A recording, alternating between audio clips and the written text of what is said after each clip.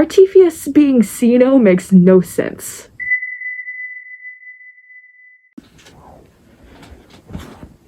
Oh my gosh, I was not expecting it to be this cold. Hey guys, my name is Solarsammy, and today, oh my gosh, so freaking cold. I didn't really change my background. If it looks like I did, then great. I don't think I did from last video. Yeah, right now I'm filming in winter. I'm wearing this because my nose is cold. Yeah, so did not notice how much I breathed in like 5 seconds.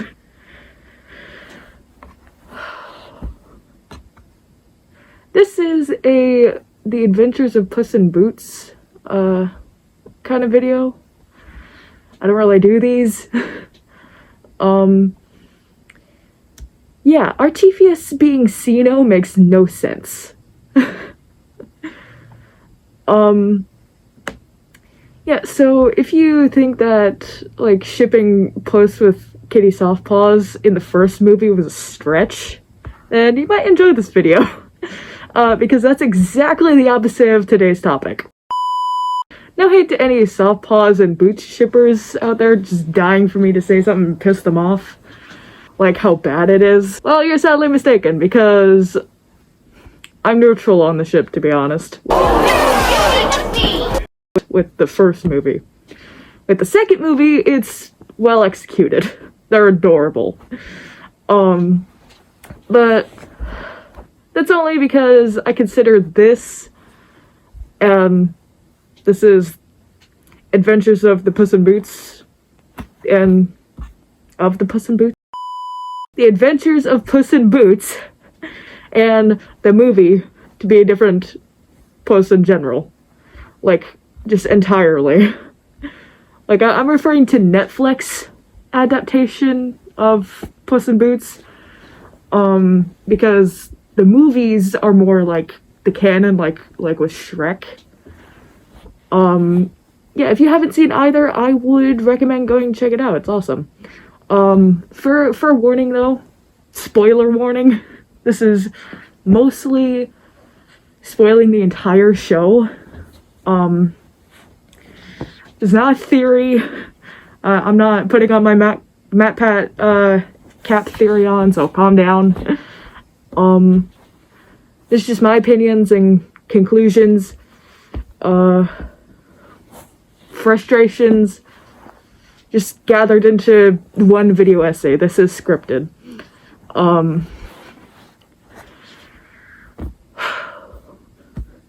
So, looking at the show as a whole, it feels complete. Like, from start to finish, it just, in its entirety, if you're just, like, watching it in the background, you're like, yeah, that was a pretty good show. They wrapped it up, like, well, there's almost no loose ends. Actually, there's a lot of plot holes. If you're paying attention to the show, like, surprisingly, I did. See, it's actually, like, gripping and entertaining. Actually, there's a whole heck of a lot forgotten throughout the show. Like, for instance, season 1, the 4th episode, the Duchess is revealed to have a past with... Okay. Let me explain who these people are. The Duchess is starting out as a antagonist for Puss, and she's more of like a steampunk type, like villainess who is kind of broken, but we don't really see that until like her later introductions. At first she's introduced as basically like the Captain Hook of the series, but not the Captain Hook of like Peter Pan. Captain Hook of like Jake and the Neverland Pirates. Like, she's hilarious because she never wins. And she's kind of a bad sport about it, but then again, she's like, she's evil, but not really like evil to where like you hate her, you know? And actually she's like Captain Hook because Puss cut off her foot. She's more like, I'm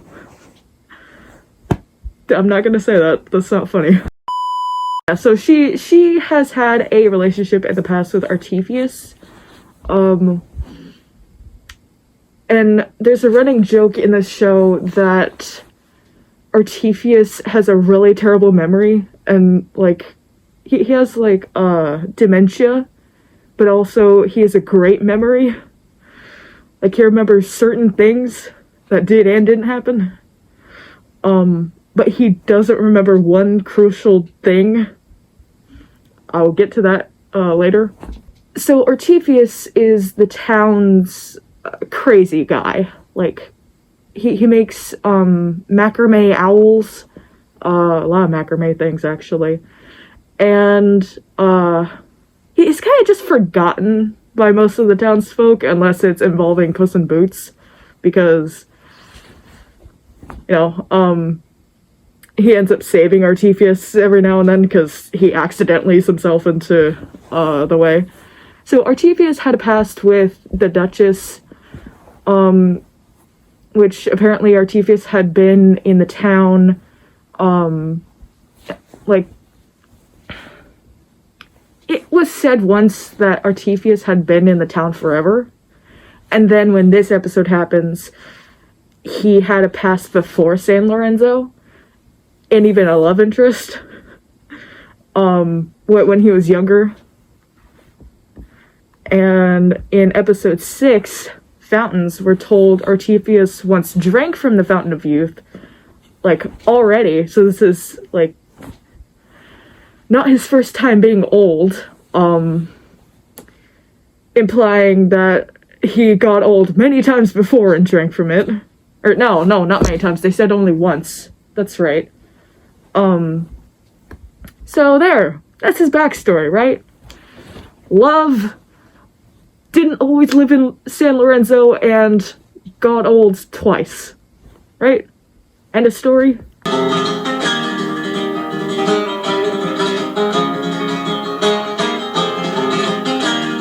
Psych!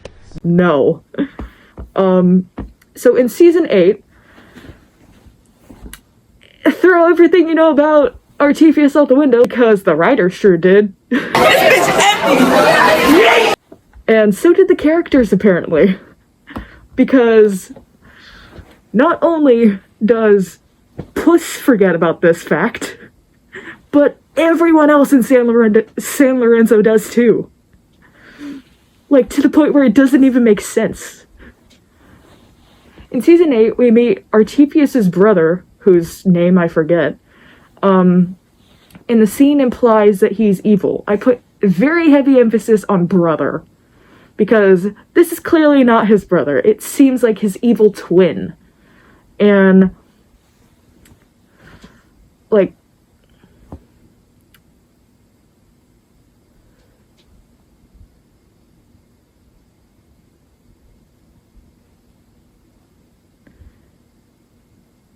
I don't know. Like, we thought Arteus was weird, right? But this guy existing, going on, like, the brother thing, implies that Arteus is the, like, good guy here. But was that ever explained? Because after they fuse by, Arteus saying something after, no, not after, he says see, and then the bad guy says no, and then Puss puts it together, see, no. Some great, like, powerful mage or something that was, referenced in the first episode, I think, that, like, the great mage Ceno, who had, like, slipped everyone's minds, by this point in season 8. They were trying to fix the, like, spell that he put on San Lorenzo. Ah, yes, this random person, Lorenzo, to hide the city from, like, the rest of the world. And that's basically the whole premise of the show, is that's why Puss is stuck there to defend it, because no one else there can defend themselves. Because they're so used to literally being hidden from the world. Now, thieves from everywhere somehow know that this place now exists. Because it was only, like, a place of legend. And, I think throughout season 7 and into season 8, we're following, like, the end of the world and everything. And, something else about Ceno, I don't know. But I remember there was either 2 episodes named C and No, or 1 episode called Ceno. So yeah, by this point, we kind of forgot he existed. What a turn of events! But this was, like, so unnecessary, because, okay, you could say that maybe when Arteus was young, is, like, when... So the wizard split himself in half, good and bad, because the show explains it as, like, his bad side was getting the best of him, because he had been, like, a really good guy. And then he had been, like, realizing what power he has, and that was kind of, like, getting the best of him. To prevent that, he split himself in 2, and that is where the good and bad happened. But the way they explained it, Arteus is already old. Like, and you can't just write this off as, oh, well, that's just what Arteus said as, like, a cover story. But the Duchess says the same story that Arteus does. She's not in on it. They're both young. And Arteus doesn't even remember that he was Ceno. He doesn't... It doesn't make sense. Like, no matter what way you look at it, it makes no sense. I mean, you could have just written in some random character who wasn't from the main cast to be the split of Ceno, which they did as the evil side, but you could have done the same thing with the good side, not just turned it around on an existing character that already has an existing backstory. Like, it just came out of nowhere. What happened to the relationship that Arteus had with the Duchess when they were young? Like, what happened to, like, him drinking from the Fountain of Youth? What happened to, like, him just being a kooky old man now? To, like, oh yeah, he's just suddenly the Great Mage Ceno, who, when he split, he was already an adult.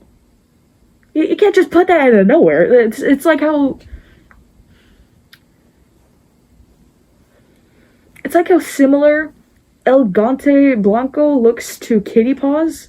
Kitty Paws. Kitty Soft Paws. El, Guante Blanco? I don't know. It's Spanish. The other... in the show, Puss has a mentor. That's his name. And he was literally on the brink of death. They brought him to the Fountain of Youth. He's young again. He's fine. He looks so similar to Kitty Softpaws. In one episode, Dulciana becomes a hero, like, of, I say a hero, not the hero, because Puss is still the hero, of San Lorenzo. And Puss feels just unneeded. And then in another episode, she feels not needed and he can't relate. In another, Puss gets cursed and literally turns into a black cat. And everyone says that black cats are bad luck and just doesn't want to be friends with him. And then, like, all this stuff happens. He, like, obtains bad luck powers and whatever. But in a previous episode, one of his friends was a black cat. El Guate Blanco is a black cat. It's seems like this entire series is just the writers just writing something, then completely forgetting about it the next day. I mean, it's quite possible that there were many different people working on different episodes at the same time. That has happened before in some other shows. But if you're trying to make something make sense, which it clearly seems like they try to do here with Ceno being Artefius, do it right. Like, it makes sense from a writer standpoint. Like, oh my gosh, we could do that.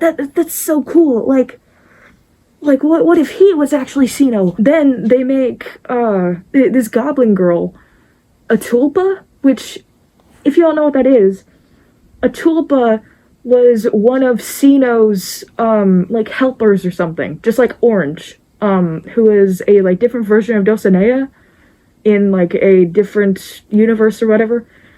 And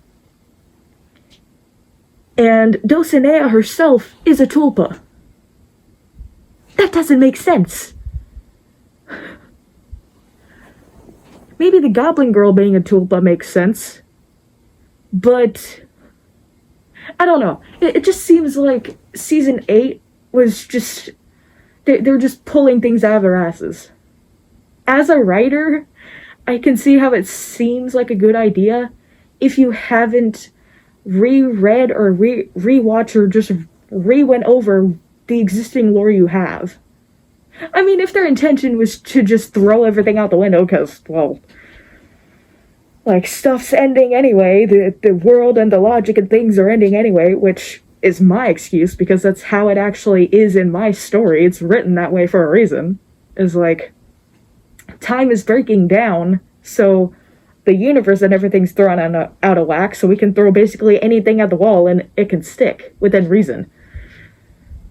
But here, it's clearly not written that way.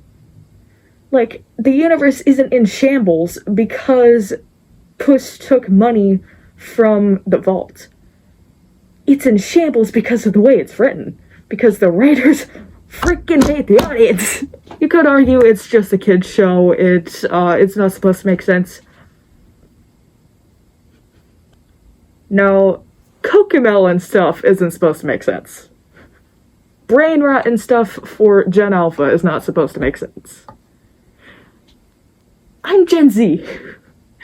Shows for us actually had story and heart and, like, arcs that actually made sense. Like My Little Pony Friendship is Magic, for example. That is one of the few kid shows I've ever seen that doesn't care who the audience is. I mean, they're not gonna curse, but, like, they're still gonna try to have a either good moral or just a good story overall. Like, regardless of who's watching. T-Rex! You have something that belongs to me!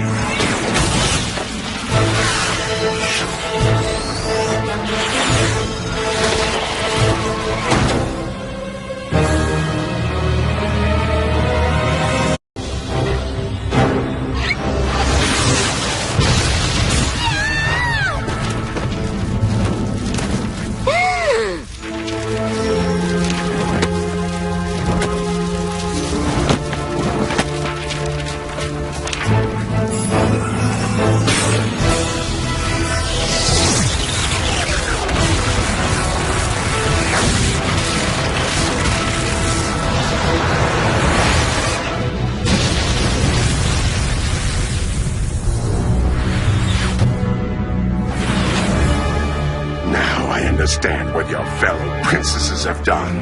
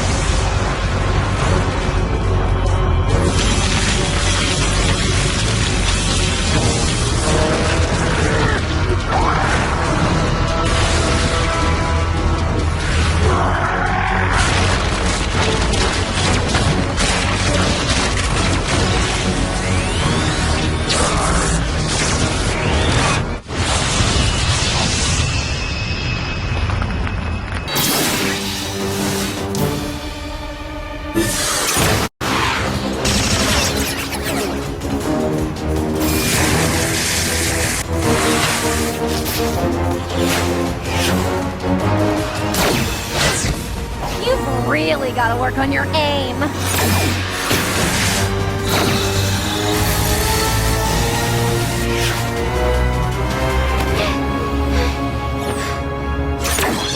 Whoa! You could be 30, you could be 5, and you'd still enjoy the show. I mean, if you're 5, it's gonna go over your head, but, like, my point is, if you're going to make a show, at least reach for a higher demographic, or, like, expect a higher demographic than what you're aiming for, because it's most likely that people higher or lower, sometimes lower, mostly in this case higher, in audience range is going to watch your content. And I mean, yeah, they're either gonna get it or they're not, but if they actually sit down and watch your content, make it have a little bit of logic. If you put logic in the story, meaning, like, it's supposed to have logic in the story, it's supposed to have a, like, timeline that, like, this fits in, okay, so this can't happen because this happened already. Like, it's more black and white than just, like, Sesame Street, for example, or like Barbie, or, Barney. All those shows, while I only remember Barbie movies and stuff, and like Disney, they actually had story and a heart put into them, even though it was more likely that kids would watch them than adults, even though everybody watches them. Sesame Street, yeah, while still going on now, I wouldn't watch it nowadays, but they also have a story. Even though they're aiming for kids and put morals and stuff into it, they still have a story. They still have logic. They still have to make sense within the timeline and story that they built. Which frustrates me with this show, also being a story writer and lore writer myself. A story that I've written that I can probably relate to with this is the Next Gens, or Fox Legends. Like, you can't just add something new and then forget what you already wrote. It's just, I know I'm repeating myself, it's just so frustrating. But anyways, tangent aside, this whole video was a tangent, what am I talking about? I plan on making a video, I don't know when, about the forgotten plot points, plot holes, whatever, in Minecraft Batim, that I can point out now, while we're at a standstill for DFH to be over, so we can release Minecraft Batim, like the end of a lot of our series is. Into the next thing, I don't think it's anything to do with Season 8 or Season 7. I think it's just stuff that I wrote before I gave Destroyer the wheel. But, yeah, expect that on the Bendy Sunk Machine channel soon. For the 3rd anniversary, I think, in like February or something, I'm thinking about either remaking Season 1 or redubbing it. I can't decide. I put a poll there. Yeah. I realize what channels is going up on. Still, I want you guys to watch my content. Here and on Bendy Sunk Machine, on my roleplay channel. I say as I continue to release roleplay content on my channel. Yeah. The reason for that being World Dashers isn't canon to Minecraft Batim. That is something I do want to point out. That's the reason that Daycare For Hire left my channel. Anything canon to Minecraft Batim, aside from the Next Gens, it is canon to that. And the Dragon Kingdom, which is also canon to that. I will I will be posting on Bendy's Sunk Machine, just so there's not like confusion again of like what is happening, who are these characters, this wasn't mentioned before. Yeah, so that was just a huge issue with DFH, not only like from a storytelling perspective, but also the audience just wasn't getting it. So yeah. Anyways, I think that kind of wraps up this video. Hope you all enjoyed. Tell me in the comments if you also have frustrations with this show for the same reason, or if you think it made sense. Let me know down in the comment section down below, and be sure to like, subscribe, and share with your friends.